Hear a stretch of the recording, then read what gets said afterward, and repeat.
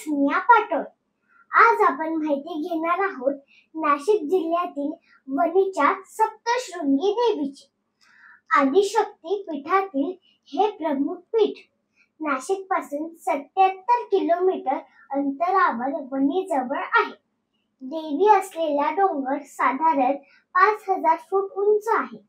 वर जाण्यास दगडी पायऱ्या बांधलेल्या आहेत। या पायऱ्या 18व्या शतकात बांधल्या गेल्या। देवीला 18 हात आहेत। तिने हातात बाण, तलवार, वज्रपाश, शक्ती, चक्र, गदा इत्यादी आयुधे धारण केलेली आहे। मूर्तीची उंची 10 फूट आहे। मूर्तीला शेंद्राचा लेप दिला आहे। चैत्र नवरात्रात येथे वार्षिक यात्रा भरते।